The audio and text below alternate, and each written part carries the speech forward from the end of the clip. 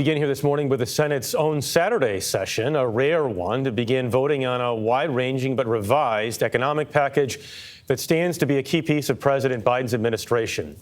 Democrats are pushing forward on the $740 billion measure in the evenly divided 50-50 Senate, with all Republicans against it. Democrats say the bill, which is known as the Inflation Reduction Act, tackles climate change, expands health care, and lowers drug prices. Republicans are strongly opposed and are promising to slow down the voting procedures to make the process difficult. Natalie Brand is on Capitol Hill with the latest on this. Natalie, good morning.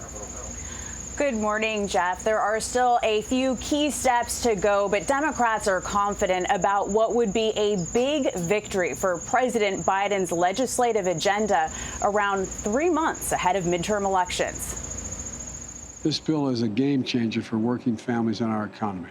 The breakthrough bill is expected to take a major step forward today, kicking off a weekend of debate on the Senate floor.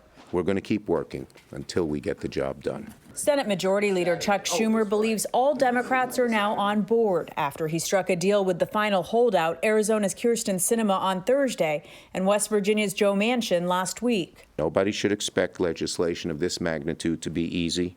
Democrats argue their bill, titled the Inflation Reduction Act, will lower health care, prescription drug, and energy costs for Americans.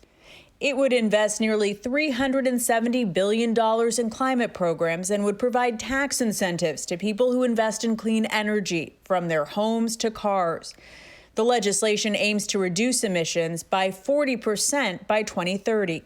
Is that realistic? We think it is definitely realistic. This bill will do far more than any bill that's ever been considered by Congress to reduce greenhouse gas emissions. But Republicans argue the bill will make the economic climate worse, with tax provisions including a 15% minimum tax on large companies. This is a big tax increase on job creators in this country that isn't going to do anything to address the inflation crisis in this country. I'm hoping that we can come up with proposals that will make sense to a few of them, and they will abandon this jihad their own to tax and spend.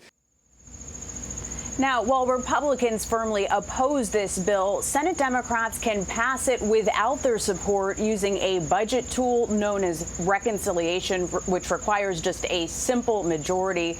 The first test is expected later today, with an initial vote to kick off up to 20 hours of debate. A final vote on this bill could be as soon as early next week, Michelle.